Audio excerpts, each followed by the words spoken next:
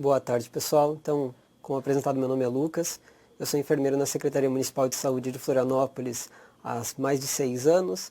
Atualmente trabalho na diretoria de planejamento, mas a minha função aqui diz respeito ao papel que exerço na Comissão para a Sistematização da Assistência de Enfermagem.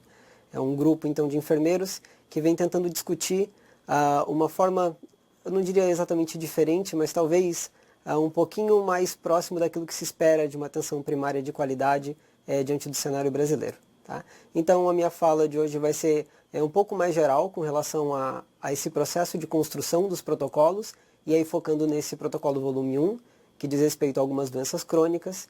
Eu vou falar alguma coisinha dos demais, coisas em comum, né? Que dizem respeito à forma como a gente tem trabalhado essa questão dos protocolos de enfermagem e o porquê tem sido trabalhado no município de Florianópolis dessa forma. Tá? Então, por que construir um protocolo de enfermagem? Essa é a primeira questão. Nós sabemos que alguns municípios optam por protocolos gerais, nós já fizemos isso em Florianópolis também, mas mais recentemente optamos por fazer protocolos especificamente de enfermagem. A Lei de Exercício Profissional da Enfermagem, Lei 7.498 de 86, traz ali no artigo 1º, inciso 2º, a linha C, se é assim que se fala, que o enfermeiro exerce todas as atividades de enfermagem cabendo-lhe, como integrante da equipe de saúde, prescrição de medicamentos estabelecidos em programas de saúde pública e em rotina aprovada pela instituição de saúde. Bom, aqui é importante deixar claro que nós vivemos numa federação e nós temos 3 entes federativos: União, Estado e município. Por que eu estou falando isso? Eles têm independência administrativa e política entre si. Então, mesmo que eu tenha um protocolo nacional validando algumas práticas do enfermeiro, quando o enfermeiro está diretamente subordinado ao município, uma secretaria municipal, a instituição, no caso o município, tem que pelo menos autorizar a execução daquilo. Lógico que eu não estou falando de questões mais gerais, mas coisas mais específicas. Por exemplo, prescrição de medicamentos X. Além disso, quando se tratam de protocolos nacionais, normalmente eles não entram nessas minúcias, porque isso pode não ser adequado à realidade de todo o Brasil. Então, né, o nosso sistema de saúde ele tem um foco no município, a prestação de serviços diretamente, principalmente a atenção primária, que é a obrigação dos municípios, né, já aí há uma década, certo? Então, esse é o primeiro motivo do porquê criar protocolos de enfermagem.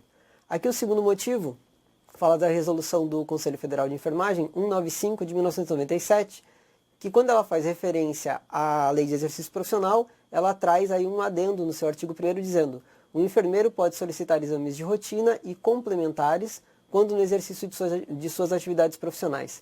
A própria resolução deixa claro que a necessidade da criação dela parte de uma série de consultas que os profissionais realizaram ao COFEM e aos CORENs, perguntando se o enfermeiro poderia solicitar exame.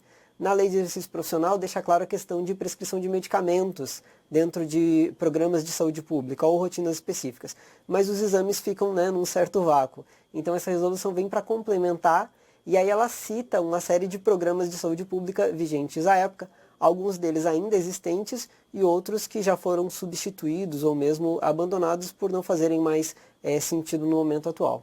Tá? Então, o cenário é que nós temos essa possibilidade de prescrição de medicamentos e solicitação de exames, no entanto, deve haver o aval da instituição a qual nós estamos trabalhando. Tá? Então, aí já se cria a necessidade de que, se o enfermeiro quiser se inserir no cuidado de uma maneira um pouco mais integral, completa, ele vai, principalmente para o paciente crônico com uma determinada doença controlada, devidamente acompanhada, também fazer essa, pelo menos, renovação de receita e solicitação de alguns exames complementares. Esses exames, logicamente, não são exames que o enfermeiro decide solicitar, mas sim aqueles que já estão muito bem validados nos protocolos de acompanhamento desse tipo de usuário, que varia conforme o quadro.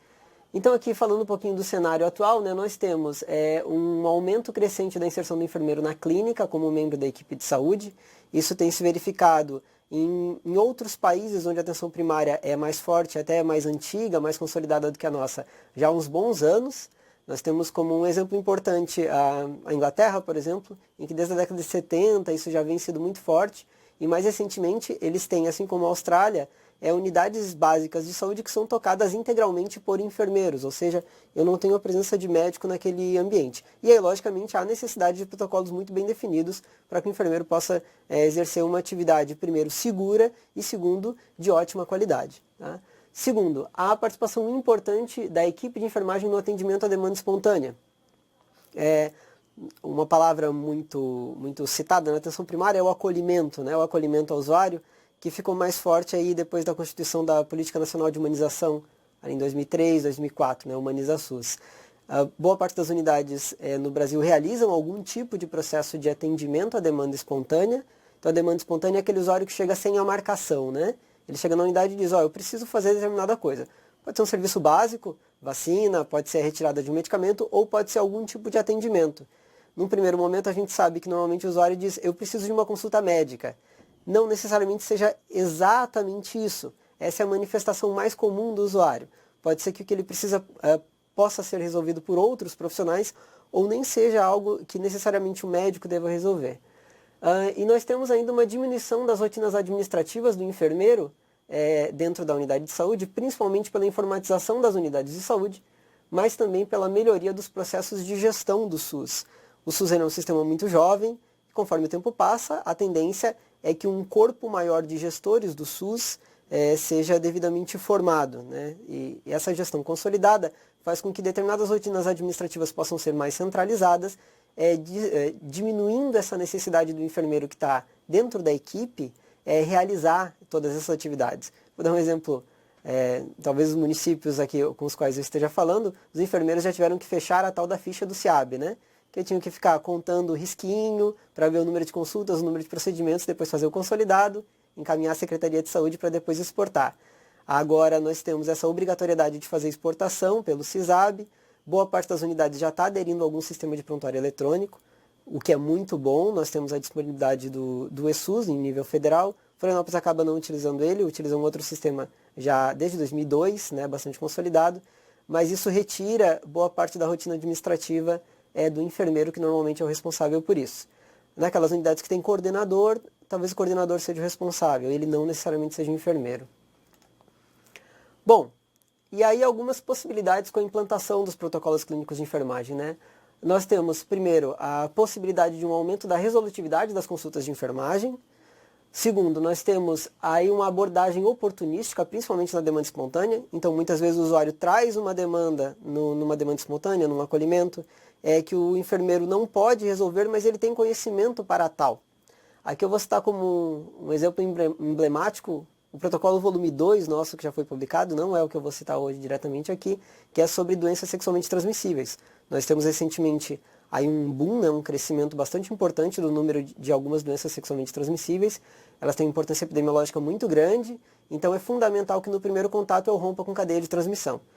O enfermeiro muitas vezes ele estuda fortemente a questão de doenças sexualmente transmissíveis durante muito tempo.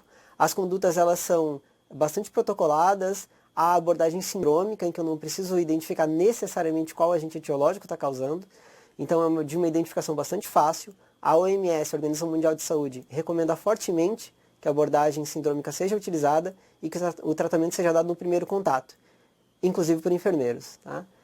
E nós temos também a melhoria da qualidade do atendimento prestado, logicamente. Quando eu tenho um protocolo melhor definido, eu consigo trabalhar com aquilo que se tem mais evidência e, portanto, normalmente está ligado à qualidade. Aqui então está uma listagem dos protocolos que nós temos trabalhado no município. O primeiro, que já está publicado, está marcado ali porque é o que eu vou falar um pouquinho mais hoje, é hipertensão, diabetes e outros fatores associados a doenças cardiovasculares. Então, majoritariamente questões crônicas. O segundo, que também já foi publicado, foi em abril desse ano, se eu não me engano, doenças sexualmente transmissíveis e outras doenças transmissíveis de interesse em saúde coletiva, que inclui a tuberculose e dengue, basicamente, também já publicado. Nós temos ainda 2 que vão ser publicados até o final do ano, Saúde da Mulher na Atenção Primária, volume 3, volume 4, Atenção à Demanda Espontânea de Cuidados no Adulto. Excetuando-se nesse 4, doenças sexualmente transmissíveis que já foram abordadas no volume 2. E mais 2 ainda que serão publicados ou no final deste ano ou no início de 2017, que um é sobre feridas e o outro saúde da criança, eles ainda estão com nomes genéricos, ainda não estão fechados. Tá? Falando um pouquinho aqui sobre o volume 1, né? Então essa aqui é a carinha dele. Vocês podem ver ali embaixo, setembro de 2016, né, versão 1.4, na capa dele. Mas, na verdade, ele foi publicado em julho do ano passado, só que nós temos a rotina de fazer a atualização desses protocolos, então nós estamos atualmente na versão 1.4, que sofreu a última atualização em setembro de 2016. Ele está disponível no site da Prefeitura, no final eu deixo o endereço para quem quiser acessar. Bom, falando um pouquinho dele especificamente, né? Qual é a importância desse protocolo e por que ele foi escolhido para ser o primeiro? Primeiro que o cuidado ao portador de doenças crônicas, internacionalmente, ele tem sido colocado cada vez mais como um papel primário do enfermeiro na atenção primária. Lógico que isso não se dá de maneira isolada, isso se dá como membro da equipe, como já diz a nossa lei de exercício profissional, e de maneira intercalada e complementar, principalmente com o médico. O médico e o enfermeiro são profissionais com formação diferente, mas que há um conjunto de conhecimentos em comum, né? Há uma intersecção desse conhecimento. Então há uma parte que ambos prestam, mas há toda uma parte que o médico vai prestar e o enfermeiro não, e também há uma parte que o enfermeiro vai prestar e o médico não.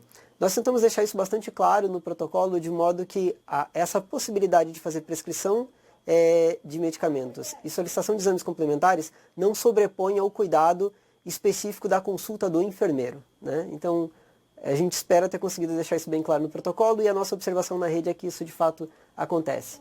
Segundo, que essas doenças são de alta prevalência, né? Então, o nosso colega aqui falou agora há pouco sobre a quantidade de pessoas com hipertensão, né? Chega próximo de 1 bilhão no mundo inteiro, sendo que muitas dessas ainda não possuem diagnóstico. Diabetes tem mais ou menos a mesma coisa. No Brasil, a gente tem mais hipertensos do que diabéticos. Em outros países, há uma inversão disso. Talvez no Brasil, aliás, talvez não, com certeza esse número de diabéticos e de hipertensos vai continuar crescendo durante uns bons anos. Então, é fundamental que todo profissional que trabalha numa unidade básica tenha um conhecimento mínimo sobre hipertensão e diabetes, saiba como identificar e saiba fazer um manejo simples, um manejo rápido, no entanto, não menos seguro e menos completo. E terceiro, ele é uma importante causa de procura na unidade básica de saúde, tanto em consultas agendadas quanto em demanda espontânea.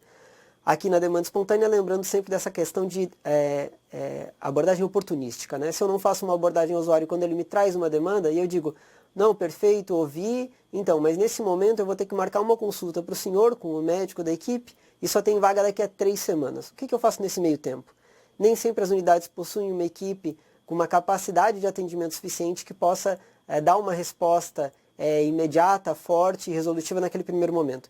Então é fundamental que o enfermeiro tenha conhecimento e saiba dar uma resposta, ainda que provisória, mas que traga maior segurança ao cuidado daquele usuário. Então essas seriam algumas das questões, né? Eu ainda coloquei aqui que atualmente, mesmo que eu faça uma consulta de enfermagem ao hipertenso diabético, isso inclusive é recomendado tanto pela Organização Mundial quanto por outras entidades internacionais e também pelo próprio Ministério da Saúde. Se vocês olharem nos cadernos de atenção básica de hipertensão e diabetes, tanto os atuais quanto os volumes mais antigos, falava sobre essa questão da intervenção do enfermeiro e o cuidado ao longo do tempo, né? Os atuais ainda falam, tem um capítulo específico sobre consulta de enfermagem, mas a gente vive uma realidade que muitas vezes o enfermeiro faz toda a consulta, todo o exame, as devidas orientações, acompanhamento de segurança do medicamento, forma de tomada, conversa com o familiar, e aí no final o usuário precisa da renovação da receita. E apesar dele ter feito todo o acompanhamento, verificar que a doença está devidamente controlada, ele acaba tendo que encaminhar para o médico, gerando uma consulta médica que naquele momento, para um usuário que já está em acompanhamento de longo prazo na unidade, não seria tão necessária. Então, no atual momento, muitas vezes o médico tem que fazer a autorização, o enfermeiro faz a avaliação, mas o médico precisa fazer a assinatura ali da receita, né, fazer a prescrição. E nós entendemos que se o enfermeiro faz toda a avaliação, ele deve fazer também a renovação da receita, assumindo a responsabilidade que é dele, de maneira compartilhada da equipe. O mesmo vale para exames complementares, que muitas vezes são feitos de maneira periódica, independente do estado do usuário em si. O usuário controlado, ele vai ter que fazer também uma série de exames complementares de maneira periódica, e com periodicidade variável, 6 meses, 1 ano, 2 anos, depende de quais exames eles estão devidamente prescritos no protocolo. Então nós queremos que o enfermeiro faça isso, assuma essa responsabilidade, esse cuidado integral. E justamente por causa disso, em alguns casos, quando o enfermeiro não faz essa prescrição, essa renovação da receita, pode acontecer uma subvalorização da consulta do enfermeiro. Já que, bom, eu vim aqui, tudo bem, você me explicou tudo isso, eu entendi, adorei a consulta, mas e o medicamento que eu preciso tomar? Ah, não, então eu vou ter que passar para o médico para fazer isso. Então, nós entendemos que não há essa necessidade no ponto de amadurecimento que nós temos na rede de Florianópolis. Então o enfermeiro passa a fazer isso também. Então, como foi o processo de construção dos protocolos em Florianópolis? Houve a constituição da Comissão Permanente de Sistematização da Assistência de Enfermagem, a gente chama de SAI, né? Ela é um conjunto de vários enfermeiros, é uma comissão exclusivamente composta por enfermeiros, e essa constituição fez a definição dos temas de maior relevância para que a partir daí fossem constituídos os protocolos. Tá?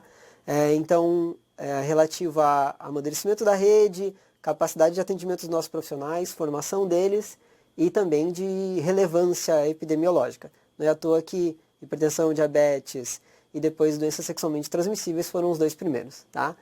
Nós fizemos isso a partir da avaliação de vários documentos existentes e também de novas evidências sobre esses temas. Essas evidências algumas vezes em artigos, em guias de prática clínica, normalmente chamados de guidelines, que não necessariamente estejam compilados. Tá? E a escrita dos protocolos ela sempre foi com foco no processo de trabalho da enfermagem. Quando a gente escreve protocolos comuns a todos os membros da equipe de saúde, muitas vezes fica difícil fazer esse direcionamento. Então, por isso nós optamos por fazer protocolos exclusivos para a enfermagem, de modo que a gente possa dialogar de maneira mais direta com o enfermeiro ou técnico. Quais documentos existentes? Principalmente protocolos do Ministério da Saúde e outras entidades públicas, como INCA, no caso do volume 2, aqui nesse primeiro nós temos Sociedade Brasileira de Diabetes, alguns guias do próprio Conselho Federal de Medicina, por exemplo, e também cadernos de atenção básica, que são aqueles documentos, publicações do Ministério. As novas evidências nós buscamos em artigos recentes, principalmente na base da PubMed, que é uma base aberta, em que nós conseguimos alguns artigos de maneira gratuita, mas aqui nós utilizamos 2 instrumentos, 2 portais de evidência que foram bastante importantes para a gente. O primeiro, que foi o BMJ, o British Medical Journal, ele é um desses portais que está disponível com conteúdo integralmente em português, o que facilita muito a quantidade de pessoas que conseguem ler ele. Infelizmente o Ministério não tem mais o convênio com o BMJ, de modo que a gente não tem mais acesso de maneira gratuita pelo portal Saúde Baseado em Evidências. Na época a gente ainda tinha. Florianópolis tem um convênio com o BMJ, então a gente consegue continuar com esse acesso. Infelizmente, os outros profissionais eu creio que não. E um segundo portal, que é o Dynamed, esse continua com o convênio pelo portal Saúde Baseado em Evidências, mas infelizmente o conteúdo dele é em inglês, então a gente sabe que cria aí uma dificuldade, né, para algum município que não tenha uma quantidade grande de profissionais que entendam inglês, e pior ainda é inglês técnico, né, então a gente sabe que dificulta um pouco mais. Tá? De qualquer forma, tem ainda os portais brasileiros, ou melhor, através da BVS, da Biblioteca Virtual em Saúde, que a gente tem acesso a Lilacs, que tem uma série de conjuntos em português ou em espanhol, que acaba sendo mais fácil de entender. Aqui alguns aspectos importantes sobre esse primeiro protocolo. Nós optamos por fazer dele um documento mais sintético. Nós não queremos que ele seja um documento extremamente extenso, citando o que é a hipertensão, de onde ela se origina, várias classificações sobre ela. Nós entendemos que se o profissional ainda não sabe esses pontos, ele tem outros documentos no qual ele possa acessar. Livros-texto, artigos simples disponíveis gratuitamente, ou mesmo os próprios cadernos de atenção básica trazem isso de maneira mais detalhada. Então, nosso foco foi ser um documento sintético. Se a gente publica um protocolo de 200 páginas, é pouco provável que o enfermeiro da rede vá ter tempo para fazer a leitura integral dele. E nós gostaríamos que ele lesse de maneira completa o protocolo, não apenas indo direto aos pontos que se tem dúvida. Pelo menos no primeiro momento, né? Depois a gente sempre vai nos pontos onde há dúvida. Então ele possui fluxos e alguns quadros explicativos. Eu diria até que no volume 2, sobre doença sexualmente transmissível, no volume 3 e 4, nós utilizamos mais fluxos e quadros explicativos no primeiro. Foi a nossa primeira experiência. Em uma das revisões nós já incluímos alguns fluxos, então fluxogramas, né, daquele tipo de usuário chega com determinado quadro, o que eu faço a partir daí, então sim ou não, vou para um lado, vou para o outro, esse tipo de fluxo a gente entende que é uma linguagem bastante clara, que o profissional tende a entender de maneira simples. Como eu falei anteriormente, a linguagem ela é direcionada ao enfermeiro ou à equipe de enfermagem, citando exatamente o que pode ser feito, o que deve ser feito e aquilo que é recomendado. Então, tudo que está escrito ali no protocolo, quando algo não pode ser feito pelo enfermeiro, não deve ser feito, está explicitado. Mas ainda que o enfermeiro não possa tomar uma determinada conduta, ele tem pelo menos uma conduta anterior, de avaliação, de entendimento. Eu vou dar um exemplo que eu acho que fica mais claro. No acolhimento, a pessoa chega com algumas queixas de salivação, tonturas, e eu tenho aqui um quadro suspeito de diabetes. Então eu faço uma glicemia rápida, né? A partir do glicosímetro, por exemplo, uma fita reagente.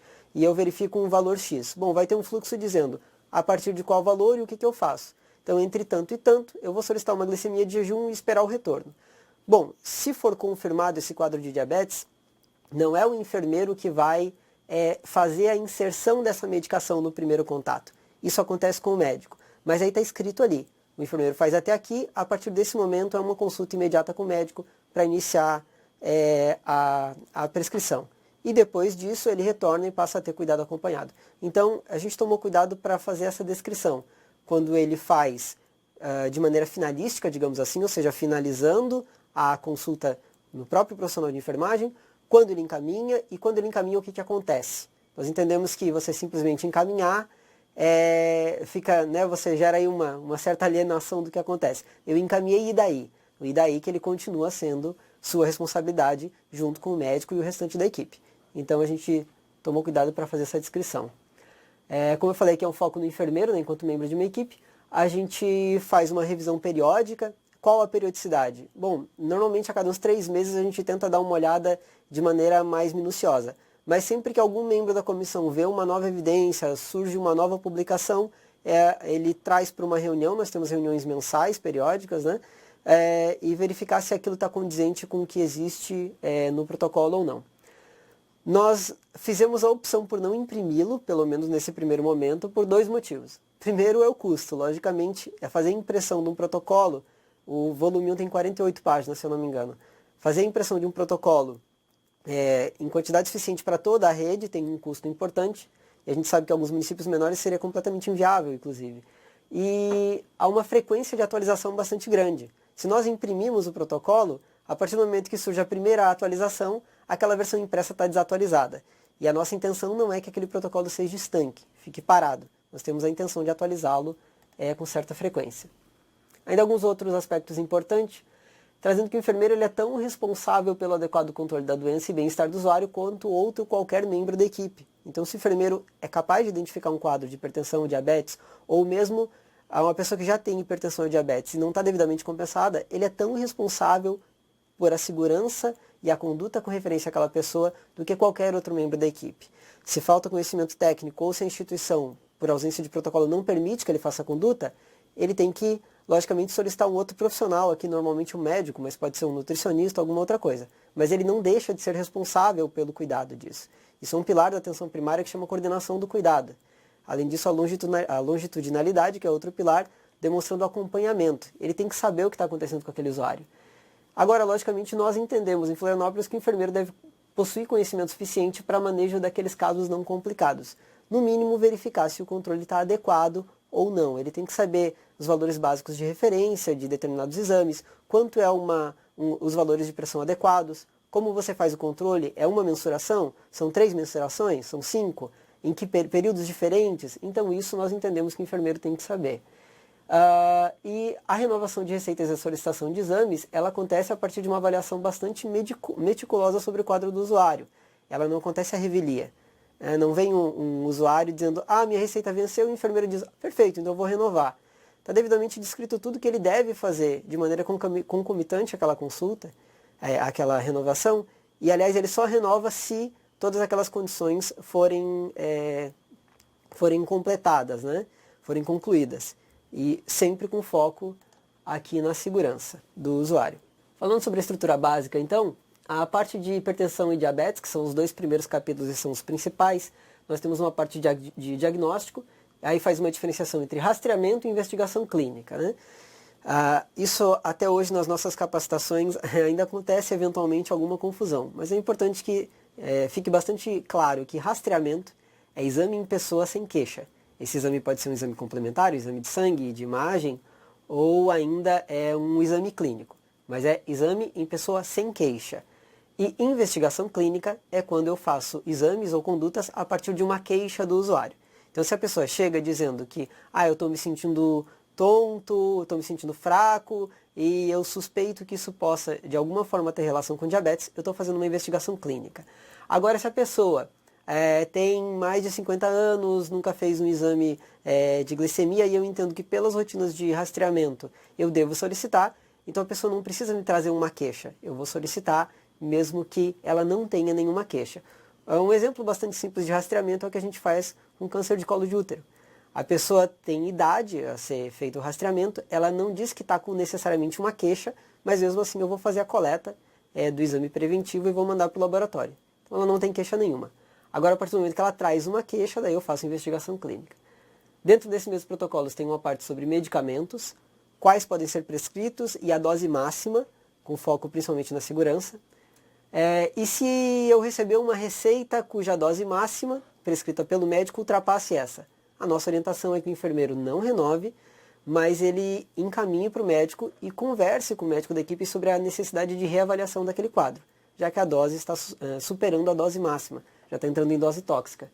Para a hipertensão, principalmente, nós sabemos que muitas vezes é mais interessante eu fazer a introdução de outras classes de medicamento do que simplesmente ficar aumentando exageradamente a dose de um tipo.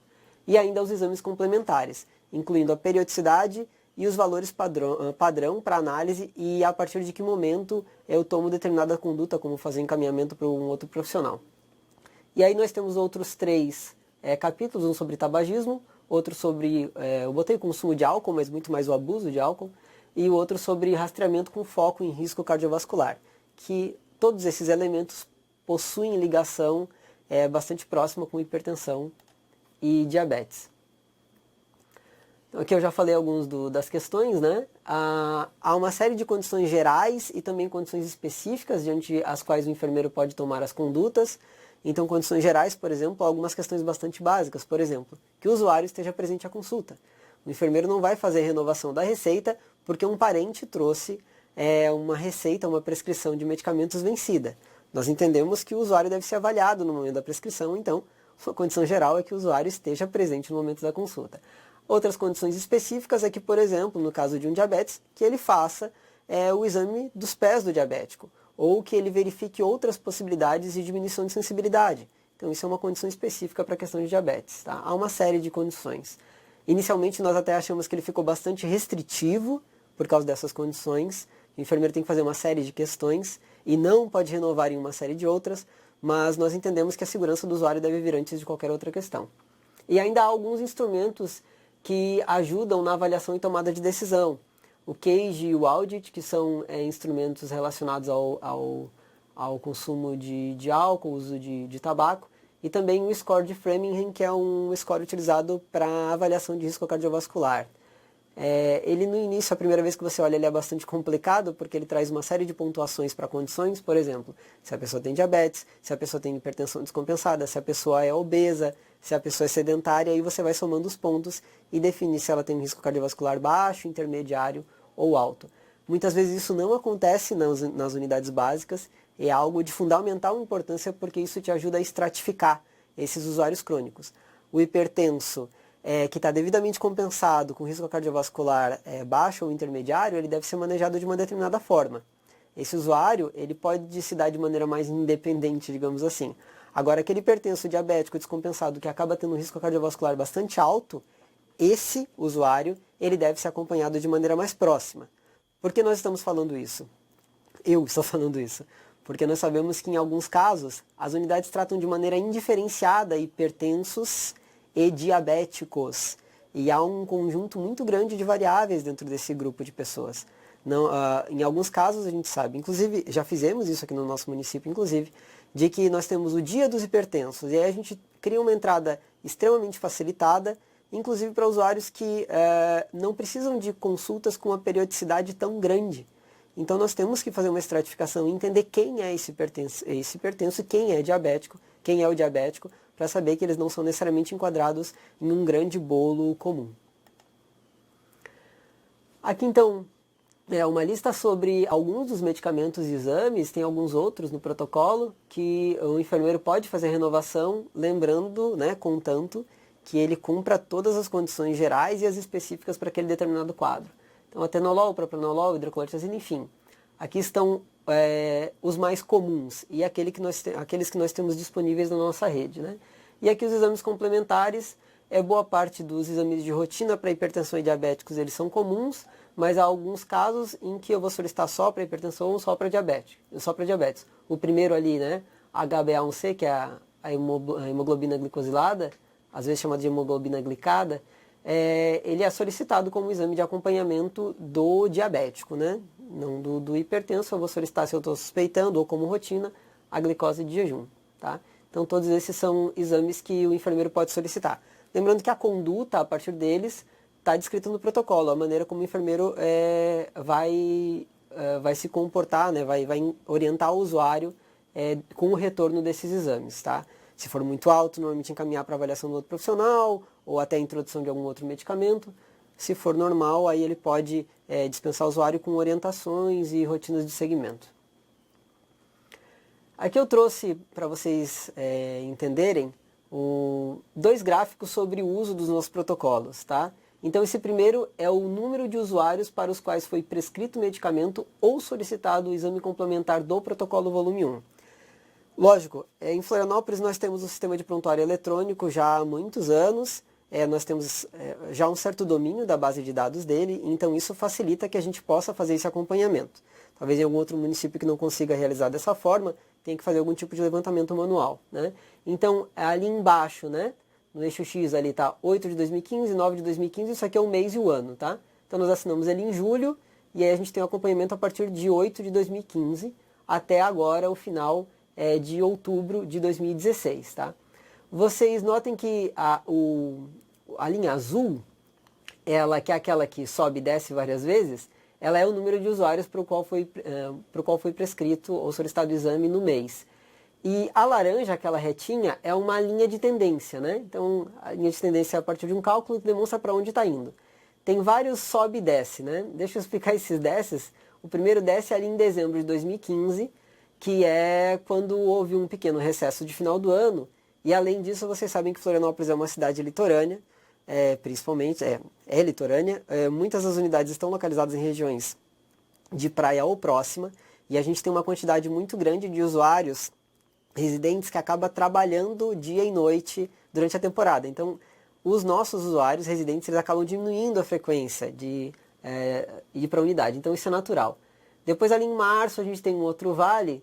Esse ano nós tivemos algumas greves e paralisações. Então, vocês notem que esses pontos ali em março e depois ali em julho, agosto, coincidem com isso. Mas, no geral, nós temos uma tendência de aumento da quantidade de vezes que esse protocolo é utilizado pelo profissional, tá? Isso é muito importante para a gente, porque se nós instituímos um protocolo dentro da instituição, e eu digo para vocês que é bastante trabalhoso escrever ele, fazer treinamento e tudo mais, e aí os profissionais não utilizam, isso acaba quebrando um pouco com a nossa estratégia, né? Lógico que de imediato, bem no começo da implantação, nós fomos atrás dos profissionais e das unidades onde o protocolo não estava sendo utilizado para tentar entender o porquê que ele não estava sendo utilizado. E aí conversamos com esses profissionais, fizemos treinamentos menores naqueles locais e nós entendemos que isso reflete essa tendência de aumento. Nós continuamos o acompanhamento e estamos monitorando aquelas unidades em que não estão utilizando. E os motivos podem ser vários, pode ser falta de entendimento, discordância do que está no protocolo, enfim, conflitos dentro da equipe, a gente sabe que isso acontece também, então a gente está monitorando isso. E aqui um segundo gráfico, é um pouquinho diferente, que é o número de profissionais, aquela era o número de usuários, né? E aqui o número de profissionais que renovaram receita ou solicitaram exames do protocolo volume 1. Então coincide com aqueles períodos ali também dos vales, né? Da mesma forma que o outro, vocês notem que também tem uma tendência bastante forte de aumento do número de profissionais na atenção primária que tem utilizado o protocolo. Então a gente está chegando a quase 80, quando nós temos em torno de 130 equipes. Então nós consideramos bastante positivo esse resultado. Eventualmente tem uma outra equipe que não está completa, mas isso é bastante gratificante. Da mesma forma, o acompanhamento tem sido profissional por profissional, unidade por unidade, e entendendo o porquê que, quando não está sendo utilizado, o porquê que não está sendo utilizado. Então aqui para a gente fazer uma finalização, né? Questões importantes e finais. A primeira, eu já citei todas elas ao longo da apresentação, é que os medicamentos e exames complementares, eles não podem, de maneira alguma, sobrepor os pontos importantes da consulta de enfermagem. Então, não é por introduzir um protocolo que permite que nós façamos renovação de receita de medicamentos ou solicitação de exames em momentos bastante específicos, que o cuidado específico do enfermeiro deva ser diminuído ou sobreposto, tá? Nós somos enfermeiros, nós temos um papel na atenção primária junto a essa equipe de saúde. E nós temos algo muito forte relativo ao nosso conhecimento específico enquanto profissional para ofertar para o usuário. Isso, a questão dos exames e a renovação de receita, ela deve acontecer de maneira complementar a todo esse cuidado que o enfermeiro exerce, para que a consulta dele fique mais completa e que o usuário saia dali sem a necessidade de passar por um outro profissional para cumprir uma conduta protocolar. Tá? Então, essas medidas elas devem ser apenas mais uma parte do cuidado do usuário.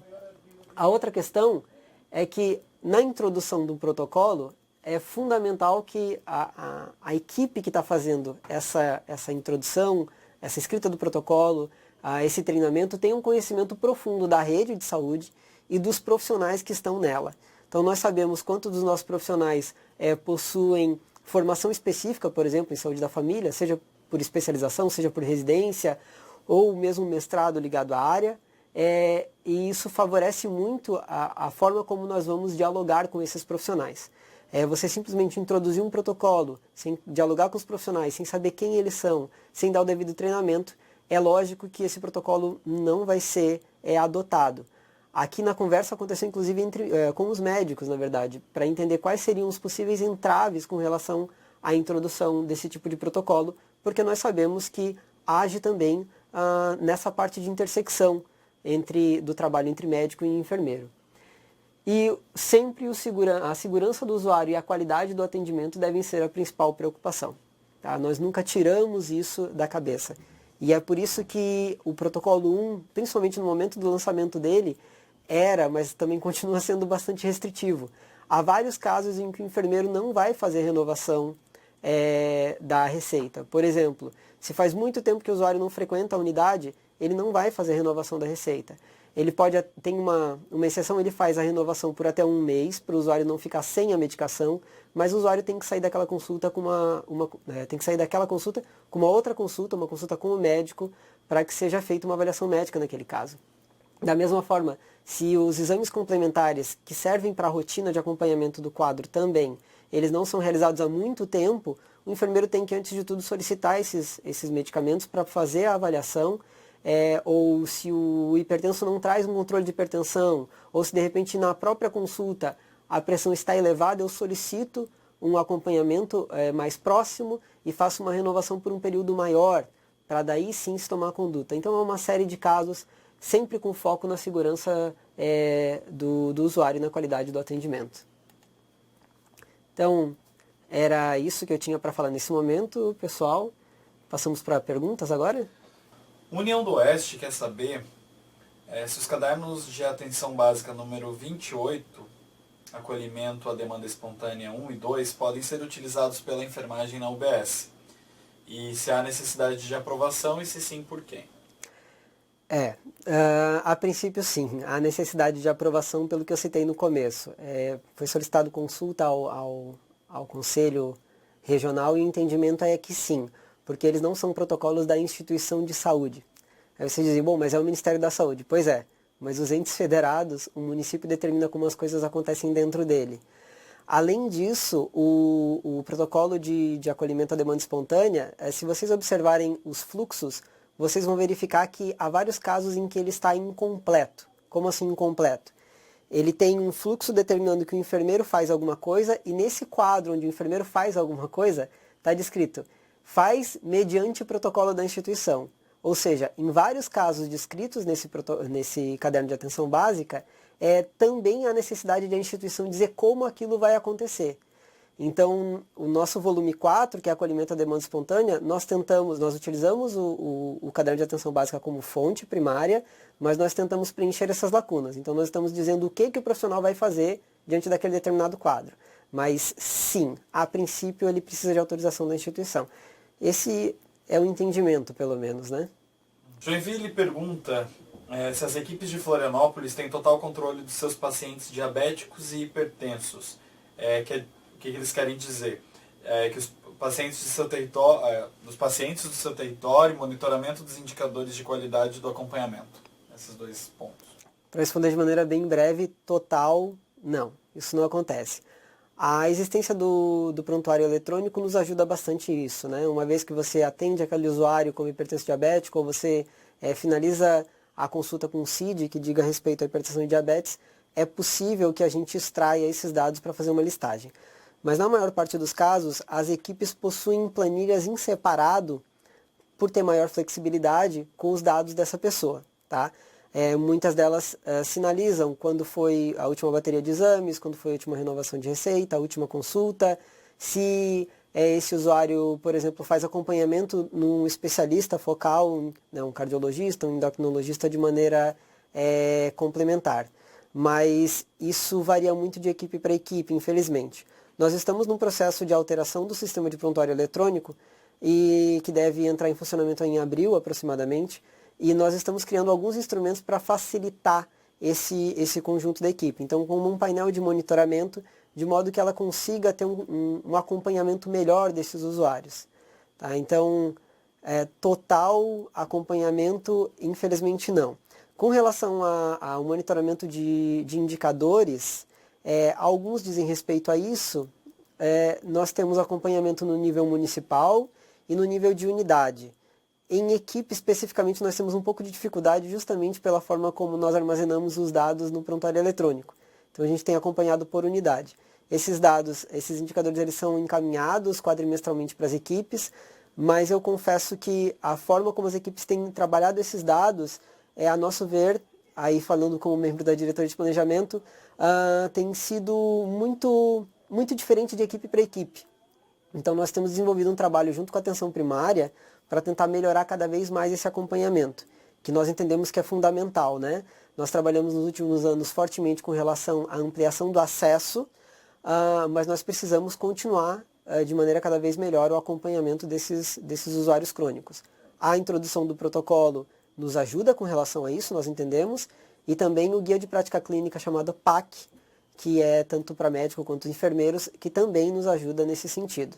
Então eu diria que total não, mas nós estamos num processo de melhoramento, sim. Então as equipes aqui precisam elaborar suas próprias planilhas?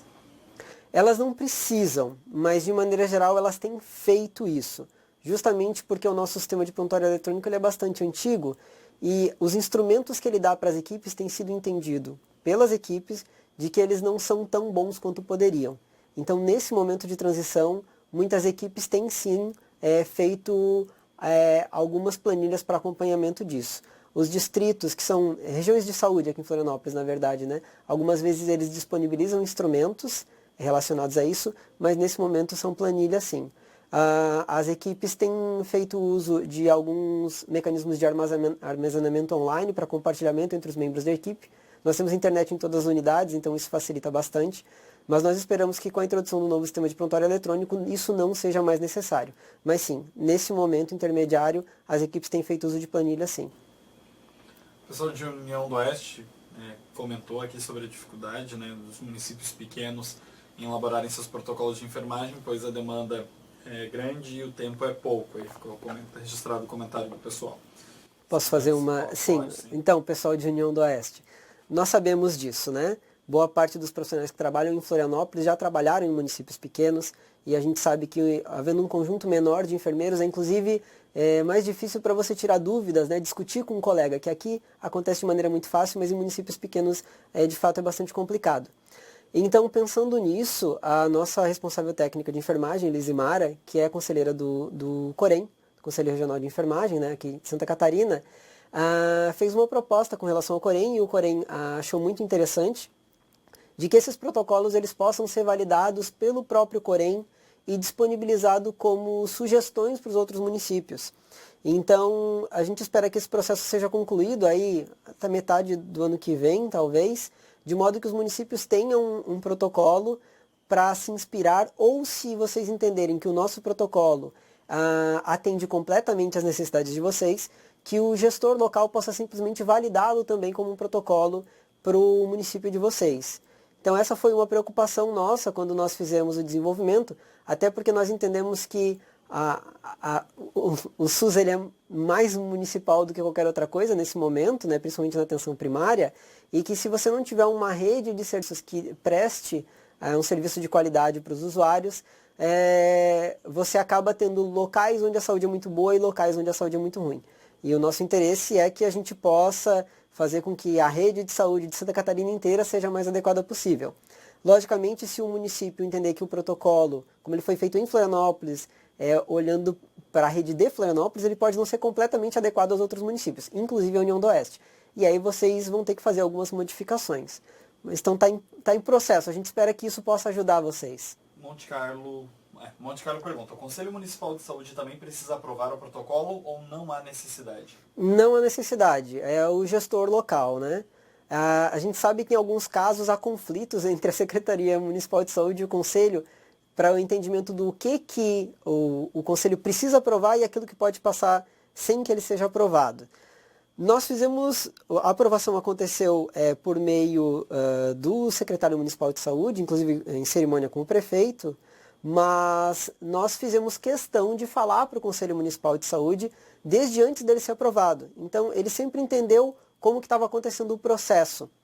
Eu entendo que o Conselho Municipal de Saúde é um instrumento bastante importante de gestão do sistema de saúde. E nós aqui em Florianópolis temos feito prestação de contas, não apenas financeira, mas no geral de programas que estejam sendo executados no município.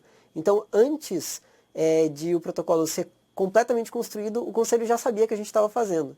E aí, logicamente, o Conselho não vai se opor, porque ele entende que a segurança do usuário está devidamente atendida, de que isso amplia acesso, de que isso melhora o controle da doença das pessoas crônicas.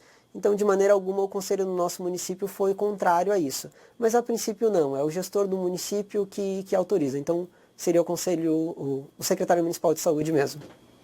Certo. Blumenau, como o protocolo auxilia na questão de encaminhamento para consulta médica no caso de número de profissionais médicos reduzidos na unidade para atendimento? Vocês têm esse tipo de problema? Bom, problema nós temos. Eventualmente nós temos equipes descobertas, sim. A medicina, né, os médicos, ainda no município solicitam mais exoneração do que os profissionais enfermeiros, por exemplo. Então nós temos uma rotatividade menor de enfermeiros do que de profissionais médicos.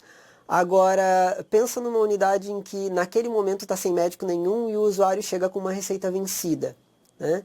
O que você faz? Algumas unidades dizem, eu não posso renovar sua receita, e o paciente hipertenso ou diabético acaba não tendo acesso ao medicamento, ou tem acesso comprando diretamente na farmácia, o que nós entendemos que é menos seguro na farmácia comercial, porque pode inclusive haver sugestão de uso de outro, enfim. Não vou entrar muito nesse detalhe. Mas nós entendemos que é muito mais seguro esse medicamento ser dispensado pela unidade, prescrito por um profissional da nossa unidade básica, conversando e com avaliação. Então nós temos critérios definidos no protocolo quando o enfermeiro pode fazer essa renovação, mesmo não tendo médico na equipe. É lógico que, como eu falei, a segurança do usuário sempre em primeiro quadro. Então, por exemplo, o usuário chegou com uma renovação, com uma receita vencida há 6 meses, prescrita pelo médico, né? O enfermeiro pode fazer uma renovação de mais 6 meses nesse quadro. E ao final disso, nós entendemos que ainda pode ser feito por mais um mês em medidas emergenciais. Agora, é lógico que se você nunca tem profissional médico, a introdução do protocolo não vai resolver. A nossa intenção não é que o enfermeiro fique com esse cuidado do hipertenso diabético para ele por não haver médico. A nossa intenção é que ele faça isso de maneira complementar ao atendimento do médico, né? Nós não queremos fazer substituição de papéis. Nós queremos sim prover um cuidado de melhor qualidade e trazendo essa responsabilidade para o enfermeiro, que normalmente já é dele, né? Então, se nunca tem médico, o protocolo infelizmente não vai resolver. Certo. Aí, Blumenau também pergunta qual é o sistema de prontuário eletrônico que vocês usam aqui. Desde 2003, nós utilizamos o sistema chamado InfoSaúde, que é desenvolvido por uma empresa em parceria com a Secretaria Municipal. Ele sofreu alguns aprimoramentos ao longo desse período, mas ele já demonstra uma certa idade da plataforma, então há necessidade da gente fazer substituição. Até onde eu sei, o InfoSaúde é utilizado só por Florianópolis. Os municípios aqui ao redor utilizam outros sistemas. Inclusive os menores normalmente utilizam o eSUS, que é o sistema fornecido pelo Ministério da Saúde. Aí o pessoal de Chapecó lá, a Gersa, falou que enquanto gerência de saúde, eles têm discutido para elaborar protocolos regionais para a enfermagem com o auxílio do Corém e das universidades.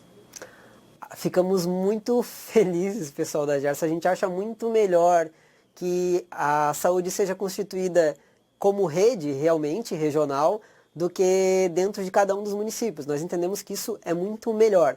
Só que a gente sabe também que quando você faz protocolos regionais, você depende de mais negociações entre os municípios. E isso, em alguns casos, pode ser entraves. Se houver um protocolo regional, por exemplo, de toda a região de Florianópolis, talvez nós possamos aposentar o nosso. E que bom que o Corém está como parceiro nesse sentido. Muito provavelmente é fruto desse trabalho que a gente tem desenvolvido junto com eles também. Então a gente espera que em algum momento possa ter protocolos regionais e os municípios não precisem mais confeccionar cada um deles. Que bom. Macieira também relatou a dificuldade, né, devido ao número pequeno de profissionais. E aí Joinville pergunta quais e quantos profissionais compõem uma equipe de ECF de vocês. A carga horária também eles perguntam. Todas as nossas equipes, elas são equipes DSF mesmo, né? Então médico 40 horas, enfermeiro 40 horas, técnico de enfermagem 40 horas e agentes comunitários em número variável. Em Florianópolis nós não temos as equipes parametrizadas, né? Como o Ministério chama, então com médicos de 30 ou médicos de 20. Eu acho que isso é uma facilidade para a gente, porque o médico e o enfermeiro estão o tempo todo na unidade, junto com o técnico de enfermagem, junto com o agente comunitário, então isso facilita o diálogo e o trabalho em equipe. Quando nós temos esses regimes quebrados, muitas vezes o diálogo e acompanhamento ali dentro se torna um pouco mais difícil. Então as nossas equipes são a composição clássica, um médico, um enfermeiro, um ou dois técnicos, né? E agentes comunitários. Nós temos também em Florianópolis uma coisa que facilita bastante, até, né, por ser capital e estar do lado de grandes centros de formação, como é a UFSC, por exemplo, mas nós também temos um programa de residência do município. Nós temos uma quantidade muito grande de médicos de família e comunidade e de enfermeiros com especialização em saúde da família. Então isso facilita bastante o nosso cenário, certamente, e como eu falei antes, quando você introduz um protocolo, você tem que entender a sua rede, para saber em que ponto você pode avançar mais e em que ponto talvez você tenha que retroceder um pouquinho. Eles colocaram aqui técnico por equipe, se eles querem, acho que saber o número, né? A gente tem de 1 a 2 técnicos, isso depende do porte da unidade e isso depende de quais equipes também. Em unidades que tem, por exemplo, em unidades que tem 6 equipes, a gente não tem 12 técnicos, né? Nós temos aí um número de 6, 8, em alguns casos mais ou menos, porque você tem técnicos por serviços e outros que às vezes auxiliam a equipe num processo de demanda espontânea. Em unidades menores, por exemplo, uma unidade que tem uma equipe, você não consegue ter um técnico só, porque você precisa de um numa sala de vacina, você precisa de um numa sala de curativo, outro junto com o farmacêutico dispensando medicamento, então esse número varia. Em unidades muito pequenas, às vezes nós temos até 3 técnicos por equipe. E a Joinville também pergunta se não tem um agente administrativo. Nós temos agentes administrativos, mas nós não entendemos que ele compõe diretamente a equipe, né? Ele é um funcionário da unidade. Então o número também é bastante variável. Em unidades menores 1 a 2, em unidades maiores nós chegamos a ter 4. Tem todo o profissional, o técnico administrativo envolvido na regulação. Então esse número é bastante variável.